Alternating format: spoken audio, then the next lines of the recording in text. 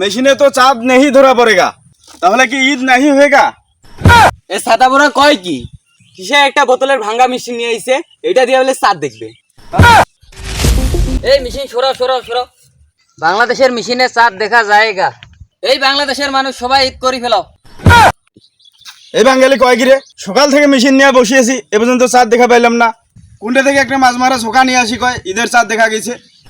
এ বাঙালি যাইলা ওই থেকে মাছ মারা ছোকা নিয়ে আইগা, এটাতে চাঁদ নেই ধরা পড়েগা, এটাতে डारगा माछ पुठी माछ धरा पड़ेगा। सवार आगे हमारा सऊदी अरब का मशीन में चाँद धरा पड़ेगा। এই বাংলাদেশের মেশিন সরেগা, এই মেশিন থেকে মাছ মাছ গন্ধ আएगा। हमारा মেশিনে চাঁদ দেখা যায়গা, এটা দেখে বাঙালিরা ঈদ করেগা। এই বাঙালিদের স্বভাবই খারাপ, আমরা চাঁদ দেখে কই তারপর ওরা ঈদ করে। এসব পাগল ছাগল কয় কি ঠেঙ্গা আর বোতল দিয়া কি চাঁদ দেখা যায়?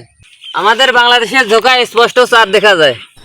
এ পাকিস্তানি ভাই, আমরা ঘোষণা দিয়েগা 2-4 বছর ঈদের চাঁদ নাই দেখা যায়গা, তো দেখি বাঙালিরা কিভাবে ঈদ করেগা। হ্যাঁ ভাই ঠিকই কইছেন, আমি এখনই ঘোষণা দিয়ে দিব যে 2-4 বছর চাঁদ উঠবে না, দেখি বাঙালিরা কিভাবে ঈদ করে। কিসের আবুল তাবুল বকে? 2-4 বছরও বলে ঈদের চাঁদ উঠবে না। এদের মাঝে থাকলে আমারও ঈদ করা হবে না। থাক তোরা, আমি চলে গেলাম।